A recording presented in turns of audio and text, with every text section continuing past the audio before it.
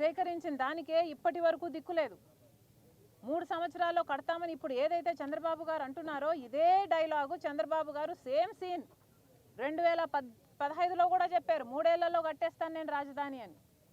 మరి 3 ఏళ్లలో మీరు ఎందుకు కట్టలేదండి? మీరే కదా ముఖ్యమంత్రిగా ఉన్నారు 2019 వరకు. మరి 3 ఏళ్లలో కడతామన్న వాళ్ళు 3 ఏళ్లలో మీరు రాజధాని ఎందుకు కట్టలేదు? ఇప్పుడు మళ్ళీ 2025లో మళ్ళీ సేమ్ డైలాగ్, సేమ్ సీన్, 3 ఏళ్లలో కట్టేస్తాడట. మీరు ఏం కడతారో మాకు తెలియదు, కానీ అదనంగా ఇంకో 35,000 లేదా 40,000 లేదా 20,000 ఏదో వివిధ ఛానళ్లలో వివిధ రూపాలలో అనేక నంబర్లు వినిపిస్తున్నాయి. అదనంగా భూసేకరణ చేయాలనుకుంటున్నారని మాత్రం అర్థమవుతుంది. నారాయణ గారు కూడా చెప్పారు, ఇది చాలా అన్యాయం, ఇది చాలా చాలా అన్యాయం. దీంట్లో మళ్ళీ చెప్పడం ఏమిటంటే 5,000 ఎకరాలు దాంట్లో ఎయిర్పోర్ట్కే కావాలట. ఎయిర్పోర్టుకు దేనికి కావాలండి? ఆల్రెడీ గన్నవరం ఎయిర్పోర్ట్ మంది ఒకటి ఉంది, అది సిఆర్డిఏ కిందకే పరిధిలోకే వస్తుంది. మరి ఆ ఎయిర్పోర్ట్ని ఏం చేద్దాం అనుకుంటున్నారు? మనకి 5,000 ఎకరాలలో ఎయిర్పోర్టు కావాలని చంద్రబాబు గారు అంటున్నారే, వాస్తవంగా నిజానికి ఆంధ్రప్రదేశ్కి అమరావతికి అంత బిజినెస్ ఉందా? అంత బిజీనెస్ ఉందా? అంత బిజీనెస్ ఉందా? వాస్తవంగా అడుగుతున్నాం. ఒక్క ఇంటర్నేషనల్ ప్లేన్ అయినా ఇప్పుడున్న గన్నవరం ఎయిర్పోర్ట్కి వస్తుందా? కనీసం ఒక మామూలు ప్లేన్ అయినా వస్తుందా? ఇప్పుడు వచ్చేవన్నీ ఏటీఆర్లే, చిన్న ప్లేన్లు, అవేవో బొమ్మ ప్లేన్లు ఉన్నట్టుంటాయి. అదేదో మనుషులు కూడా ప్లేన్లు, అసలు హ్యూమన్ రైట్స్ ప్రకారం మనుషులు కూర్చోకూడదు ఆ ప్లేన్లలో. కనీసం మనిషి కూర్చుంటే కాలు మీద కాలు వేసుకొని కూర్చోడానికి కూడా లేదు ఆ ప్లేన్లలో. అలాంటి ప్లేన్లు వస్తున్నాయి ఇప్పుడు. అలాంటి ప్లేన్లు వస్తున్న ఆ ఎయిర్పోర్ట్ ఎక్స్పాన్షన్ ప్లానే ఇంకా పెండింగ్లో ఉంది. ఇన్నిసార్లు ఎయిర్పోర్ట్లకు తిరుగుతాము, కనీసం ఎయిర్పోర్ట్లో ఆ ఎక్స్టెన్షన్ జరుగుతుంది, ఎక్స్పాన్షన్ జరుగుతుంది, ఏదైనా పని జరుగుతుందా? కొంచెం తలకాయలు కనిపిస్తాయా? ఎక్కడైనా హెల్మెట్లు పెట్టుకొని మనుషులు ఏమైనా పని చేస్తున్నట్టు కనిపిస్తారా అని ఎన్నిసార్లు ఎత్తుకుంటానో నేనైతే. ఎవరూ కనిపించరు, అసలు అక్కడ పనే జరగటం లేదు. ఈ ఉన్న ఎయిర్పోర్ట్ ఎక్స్పాన్షన్ ప్లాన్కే దిక్కు లేకుండా పోయింది. ఇక్కడికే కనీసం ఒక పెద్ద ప్లేన్ కూడా రావటం లేదు, ఇంటర్నేషనల్ ప్లేన్ ఇంక అసలే రావటం లేదు. మరి అలాంటి అప్పుడు ఇప్పుడు మనకు 5,000 ఎకరాలలో ఇంకొక ఎయిర్పోర్ట్ కడతారట. ఏదో పెద్ద అంత బిజీగా హైదరాబాదు సికింద్రాబాదు మన రాజధానిలు అంతంత పెద్దవి అయినట్టు, ఆలు లేదు సూలు లేదు కొడుకు పేరు సోమలింగం అన్నట్టు. దేనికండి అని అడుగుతున్నాం. చంద్రబాబు కొంచెం భూమి మీద నడుస్తే బాగుంటుంది, ఆకాశంలో పయనిస్తున్నారు. అలాగే అరిచేతిలోనే అందరికీ 3D గ్రాఫిక్స్ వైకుంఠము చూపిస్తున్నారు. అది కాదు సార్, వాస్తవం కాదది. దయచేసి ఈ ఆలోచన మానుకోవాలి. ఈ అదనంగా ఏదైతే మీరు 35,000 ఎకరాలో లేక 40,000 ఎకరాలో సేకరించాలనుకుంటున్నారో దీనికి పూర్తిగా వ్యతిరేకం కాంగ్రెస్ పార్టీ. మేము దీనికి ముమ్మాటికి ససేమిరా వ్యతిరేకమని బహిరంగంగానే చెప్తున్నాము. ఎందుకంటే ఇంత అధ్వానమైన రిడిక్యులస్ ప్లాన్ ఇంకొకటి లేదు. పైగా చంద్రబాబు గారు చెప్తున్నారు ఇన్ని వేల ఎకరాలు ఎందుకు అంటే 5,000 ఎకరాలేమో ఎయిర్పోర్ట్ కట, ఇంకో 2,500 స్పోర్ట్స్ సిటీ అంట, ఇంకో 2,500 స్మార్ట్ ఇండస్ట్రీ అంట, కథలుగా చెప్తున్నారు. మిగతాది ఎందుకు అంటే సెల్ఫ్ ఫైనాన్స్ చేసుకోవడానికి భూమి సేకరిస్తున్నారట. ఈ సెల్ఫ్ ఫైనాన్స్ అనేది భూమిని డెవలప్ చేసి ఇన్ఫ్రాస్ట్రక్చర్ చేసి ఆ భూమిని పెట్టుకుంటే రేపు ఈ అప్పులను తీర్చడానికి ఈ పక్కన పెట్టుకున్న భూమిని అమ్ముతారట. అంటే ప్రభుత్వమే రియల్ ఎస్టేట్ వ్యాపారం చేస్తుందనా? ఏం చెప్తున్నారు? ఇది ఎక్కడన్నా కన్నామా, విన్నామా? ఇది ఎక్కడైనా జరిగిందా? ప్రభుత్వం ఎక్కడైనా రియల్ ఎస్టేట్ వ్యాపారం చేస్తుందా? అలా భూములు పెట్టుకొని భూములు అమ్ముకుంటూ పోతుందా అప్పులు తీర్చుకోవడానికి? ఆ టైంలో ఎవరు గవర్నమెంట్లో ఉంటారో ఆ టైంలో ఆ భూముల్ని ఆ గవర్నమెంట్ ఉన్న గవర్నమెంట్ ఎవరికి అలాట్ చేస్తుందో, ఏ రేట్లో అలాట్ చేస్తుందో, గవర్నమెంట్ ఏదైనా ఒక పరిశ్రమ వస్తుంది అంటే ఒక రీజనబుల్ రేటుకు అలాట్మెంట్ చేయడం విన్నాము, కానీ ఇలా భూములు అమ్ముకునే వ్యాపారం చేస్తుందని మేము ఎక్కడా వినలేదు. ఇది ఏం సెల్ఫ్ ఫైనాన్సింగో, అసలు సెల్ఫ్ ఫైనాన్సింగ్ అయినా ఏ ఫైనాన్సింగ్ అయినా లోన్ ఫైనాన్సింగ్ అయినా మనకేం బాధ్యత ఉందండి? మనం ఎందుకు చేయాలి? ఇది కేంద్రం బాధ్యత కదా. పైసా 1,00,000 కోట్ల రూపాయలు మనకు ఖర్చు అయితే మొత్తం 1,00,000 కోట్ల రూపాయలు కేంద్రమే భరించాలి కదా. బీజేపీ పార్టీ భరించాలి కదా. బీజేపీ పార్టీ న్యాయబద్ధంగా వాళ్ళు కూడా సంతకం చేశారు కదా, వాళ్ళు కూడా మాట ఇచ్చారు కదా. ఇప్పుడు అధికారంలో వాళ్ళు ఉన్నారు అంటే కేంద్రం దీన్ని భరించాలి. మోడీ గారు మాట ఇచ్చారు కదా. మరి అలాంటప్పుడు మనకి ఏం అవసరం ఉంది? లోన్లు తెచ్చుకోవాలన్నా సెల్ఫ్ ఫైనాన్సింగ్ తెచ్చుకోవాల్సిన అవసరం మనకి ఏముంది? చంద్రబాబు గారు సమాధానం చెప్పాలి.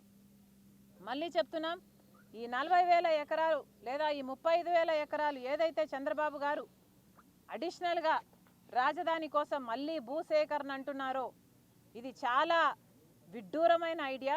ఎందుకంటే ఇచ్చిన భూములు ఇచ్చిన 33,000 మంది రైతులకే ఇప్పటికే న్యాయం జరగలేదు. ఇప్పటికే వాళ్ళు కూడా సంతోషంగా లేరు. అలాంటప్పుడు మళ్ళీ 40,000 ఎకరాలలో మళ్ళీ రైతుల దగ్గర నుంచి తీసుకుంటే ఇక వాళ్ళకి ఎప్పుడు న్యాయం జరుగుతుంది? ఇంకొక 20 ఏళ్ళు పోయాక వాళ్ళకి న్యాయం చేస్తారా? అసలు వాళ్ళు అవసరం లేదంటున్నారు కదా.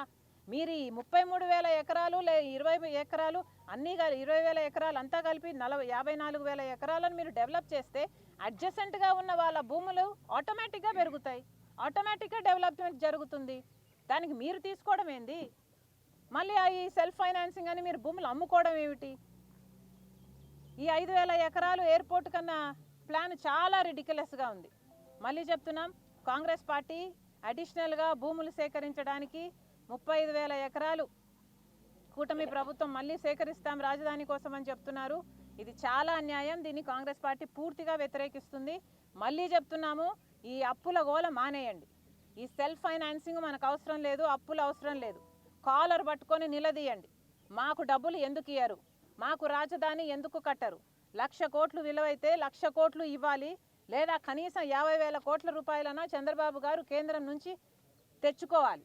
ఇది చంద్రబాబు గారి బాధ్యత. ఎందుకంటే ఆంధ్ర రాష్ట్ర ప్రజలు ఓట్లేసి చంద్రబాబు గారిని గెలిపిస్తే ఆ ఎంపీలను తీసుకెళ్లి చంద్రబాబు గారు బీజేపీకి సపోర్ట్ ఇస్తే ఈరోజు బీజేపీ పార్టీ అధికారంలో ఉంది కాబట్టి మళ్ళీ హెచ్చరిస్తున్నాం, ఈ ఆలోచనలు మానుకోండి. ఈ రియల్ ఎస్టేట్ మాఫియాలని, ఈ రియల్ ఎస్టేట్ వ్యాపారాలను చంద్రబాబు గారు కట్టడి చేయాలి. ఈ అదనంగా సేకరించే ఈ ప్లాన్ని వెంటనే షెల్ఫ్ చేయాలి. ఇది జరగడానికి వీల్లేదు. దీన్ని పూర్తిగా కాంగ్రెస్ పార్టీ వ్యతిరేకిస్తుంది. థ్యాంక్ యూ అమ్మా. Thank you.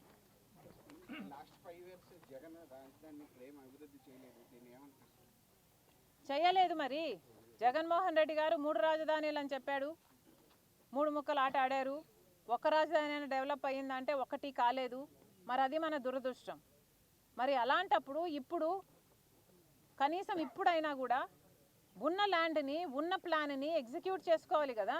ఇప్పుడు ఆ బిల్డింగ్లో ఒక ప్లాన్ పెట్టారు, నమూనాలు పెట్టారు, దానికి కనీసం కరెంటు కూడా లేదు. అంటే మీ విజన్కే వెలుగు లేదు. ఇంకా దీన్ని ఏం అమలు చేస్తారండి మీరు? ఫస్ట్ ఫేజ్ 1 ఇప్పుడు ఈ 33,000 ఎకరాలు ఈ రైతులకు న్యాయం చేయండి, రాజధాని కట్టండి. 20,000 ఎకరాలు అదనంగా తీసుకున్నారు, అసైన్డ్ భూములలో ఇచ్చిన వాళ్ళు దళితులు, ఇంకా వాళ్ళకి న్యాయం జరగలేదని ఇంకా వాళ్ళు మొత్తుకుంటూనే ఉన్నారు. ఎంతమందికి న్యాయం చేయాల్సి ఉంది ఈ ఫస్ట్ ఫేజ్లోనే? మరి ఇవేవి చేయకుండా మళ్ళీ అదనంగా మీరు భూమి సేకరించడం అన్నది చాలా చాలా విడ్డూరంగా ఉంది. అమ్మా, we'll stick to this subject today. Okay, thank you. Second phase లో 44,000 ఎకరాలకి భూముల సేకరణ అని చెప్పి గ్రామ సభలు జరిపారు. కానీ అదనంగా ఇంకో 40,000 ఎకరాలకి గ్రామ సభలు జరుగుతుంటే ఏది 34,000 ఎకరాలు కాకుండా మళ్ళీ 40 ఎకరాలు గ్రామ సభలు జరుగుతుంటే రైతులు అడ్డుకున్నారు. తాటికొండ మండలంలో, అమరావతి మండలం, కొల్లూరు మండలంలో 3 గ్రామాలు, పెదకూరపాడు 2 గ్రామాలు కలిపి ఫస్ట్ సెకండ్ ఫేజ్ అన్నారు. కానీ అదనంగా మీరు అంటున్న థర్డ్ ఫేజ్ అంటున్నారా? సెకండ్ ఫేజ్ లోనే ఇంకా అదనంగా 40,000 ఎకరాలకి భూసేకరణ కోసం గ్రామ సభలు జరుగుతుంటే రైతులు అడ్డుకున్నారు. అంటే దాదాపు 1,00,000 ఎకరాలు అవసరం అనేది ప్రభుత్వం విధానం. ఎంత అవసరము అన్నది కాలం చెప్తుంది. కానీ మనము ముఖ్యమంత్రిగా చంద్రబాబు గారు ఆలోచన చేయాల్సింది, ఫస్ట్ ఫేజ్లో తీసుకున్న 54,000 ఎకరాలకు మనం న్యాయం చేశామా లేదా? దీన్నే మీకు 3 ఏళ్ళు పడుతుంది ఎగ్జిక్యూట్ చేయడానికి అంటున్నారు కదా. మరి ఎగ్జిక్యూట్ చేసి చూపించండి, ప్రజలకు కాన్ఫిడెన్స్ వస్తుంది కదా. ఆ తర్వాత మనకి ఎంత రాజధాని కావాలి అన్నది తర్వాత ప్లాన్ కదా. ఇప్పటికే బాంబే సైజులో ఉంది. వీళ్ళు అక్వైర్ చేసిన 54,000 ఎకరాల భూమిలో మొత్తం డెవలప్మెంట్ జరిగితే అమరావతి కూడా బాంబే సైజుకి వస్తుంది. మరి ఇది కదా ముందు కావాలి. రాజధాని రైతుల తరఫున మన కాంగ్రెస్ పార్టీ తరఫున మీరు ఏమన్నా ఉద్యమాలు కానీ దాని సపోర్ట్ కానీ ఎలాంటి కార్యాచరణ చేయబోతున్నారు? అవసరమైతే ఉద్యమాలైనా చేస్తామమ్మా. ఈ అడిషనల్గా భూసేకరణ మాత్రం చేయటానికి ప్రభుత్వం వీల్లేదు. ఇప్పటికే భూ మాఫియా జరుగుతుంది ఇక్కడ. ఇప్పటికే ఇక్కడ చాలా దోపిడీ జరుగుతుంది. టెండర్ల పేరు అయితేనేమి, భూసేకరణ అయితేనేమి ఇక్కడ చాలా దోపిడీ జరుగుతుంది. దీన్ని అరకట్టాల్సిన అవసరం ఉంది. తప్పకుండా అవసరమైతే కాంగ్రెస్ పార్టీ ఉద్యమం కూడా చేస్తుంది. హైదరాబాద్లో ఎయిర్పోర్ట్, శంషాబాద్ ఎయిర్పోర్ట్ ఉండడం మూలంగానే అభివృద్ధి జరిగింది. 17% ఆదాయం హైదరాబాద్కి ఎయిర్పోర్ట్ ద్వారానే వస్తుంది. మరి అటువంటి ఎయిర్పోర్ట్ ఇక్కడ లేకపోతే అమరావతి తొందరగా డెవలప్ కాదని చంద్రబాబు గారు. అమ్మ, హైదరాబాద్ సికింద్రాబాద్లో ఎంత బిజినెస్ ఉంది? ఆ బిజినెస్, ఆ బిజినెస్ ఇక్కడ ఉన్నప్పుడు మనం కూడా కట్టుకుందాం అంత ఎయిర్పోర్ట్. మాకు అభ్యంతరం లేదు. కానీ అది జరగటం లేదు కదా. ఇప్పుడున్న గన్నవరం ఎయిర్పోర్ట్, నేను చెప్పేదేనండి, ఇప్పుడున్న గన్నవరం ఎయిర్పోర్ట్కే ఏటీఆర్లు వస్తున్నాయి. ఏటీఆర్ అంటే ఏంటో తెలుసా? బొమ్మ ప్లేను. దాంట్లో మనిషి కూర్చుంటే కాలు మీద కాలు వేసుకొని కూర్చోలేడయా. ఏటీఆర్లే వస్తున్నాయి. కనీసం పెద్ద ప్లేన్లు కూడా రావటం లేదు. ఇంటర్నేషనల్ ప్లేన్లు కూడా రావటం లేదు. మరి అలాంటప్పుడు మనకు హైదరాబాద్ సికింద్రాబాద్తో పోల్చుకోవడం ఎందుకు? మన కథ ఏదో మనం చూసుకొని మెట్టు మెట్టు ఎక్కాలి కదా. అందుకే ఆగిపోయింది. డెవలప్మెంట్ లేక ఎయిర్పోర్ట్లు ఎలా వస్తాయి? ముందు డెవలప్మెంట్